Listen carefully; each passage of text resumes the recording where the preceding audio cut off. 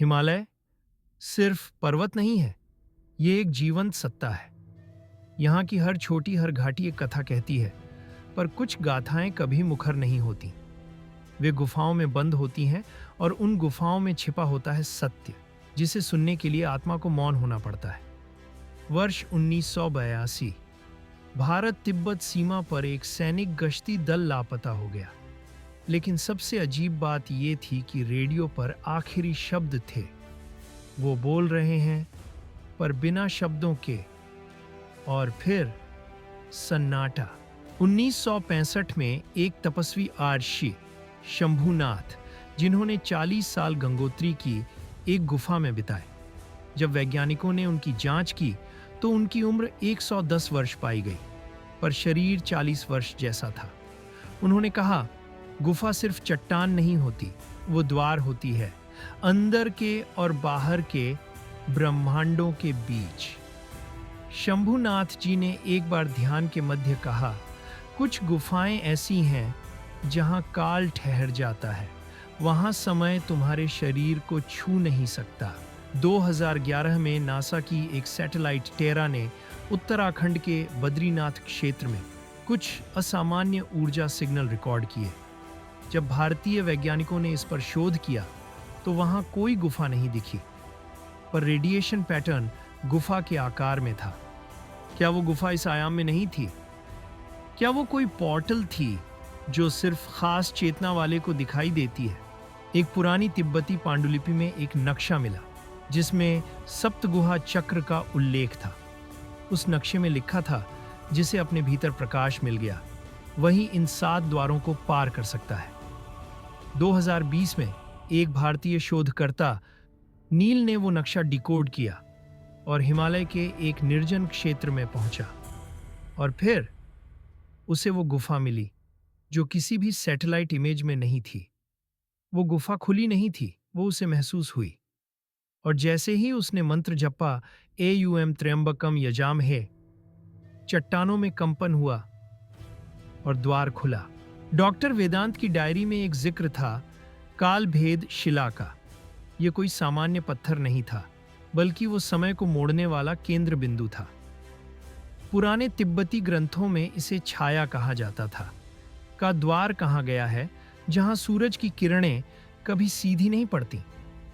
इसका स्थान कैलाश पर्वत की उत्तरी छाया में था, जहां पहुंचना सिर्फ शरीर से नहीं, चेतना से भी संभव था। एक रात जब आकाशगंगा सबसे स्पष्ट थी, वेदांत और आर्या ने ध्यान के माध्यम से वहां प्रवेश किया।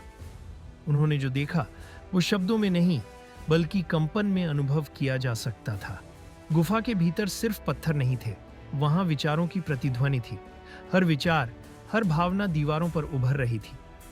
आर्या ने पूछा, ये हो क्या रहा है? वेदांत बोले, ये चेतना का द्वार है। यहां तुम्हारी आत्मा सच का सामना करती है। जो भ्रम में जीते हैं वे यहीं खो जाते हैं।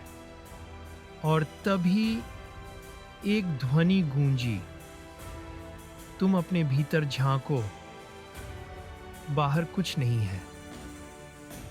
गुफा ने खुद को बंद कर लिया और एक नई यात्रा शुरू हुई, अपने ही भीतर।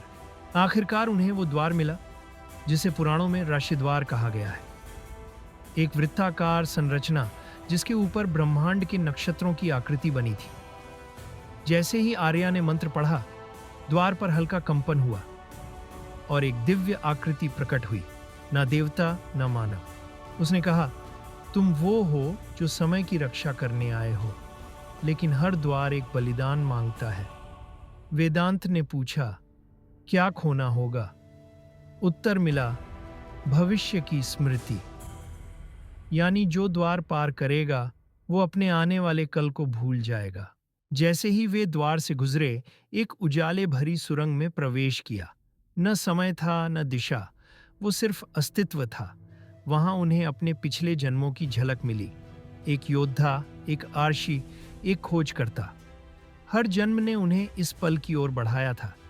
एक पुरानी आवाज आई, तुम्हारी आत्मा इस गुफा की संरक्षक रही है सदियों से। अब निर्णय तुम्हारा है, यही रहो या लौटो दुनिया में और द्वार की रक्षा करो। वेदांत ने आर्या की ओर देखा और कहा, हमें लौटना होगा, अभी कई रहस्य बाकी हैं। जब वे लौटे, समय सिर्फ 3 घंटे बीते थे, लेकिन उनकी दुनिया बदल चुकी थी।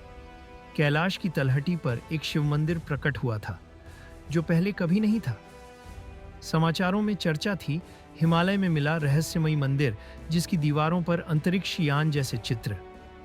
वेदांत ने मुस्कुराकर कहा, अब युग बदलेगा, पर ये गुफाएं फिर से सो जाएंगी जब तक अगला खोजकर्ता न जन्म ले। आज वेदांत और आर्या फिर गुम है। बस एक चिट्ठी मिली, मैं वापस गया हूं। समय की गुफाएं फिर पुकार रही हैं। कहते हैं, कैलाश के पास एक गुफा रात को खुद खुलती है, जहां अब भी किसी की ध्यानस्थ ऊर्जा है। अब सवाल है, क्या अगला खोजकर्ता आप होंगे, या फिर ये रहस्य फिर हजारों साल सोएगा? अगर आपको ये वीडियो पसंद आया हो तो एक लाइक जरूर करें। अपने दोस्तों के साथ शेयर करें जो रहस्यमयी चीजों में दिलचस्पी रखते हैं। और ऐसे ही रहस्यों से भरी कहानियों के लिए सब्सक्राइब करना ना भूलें।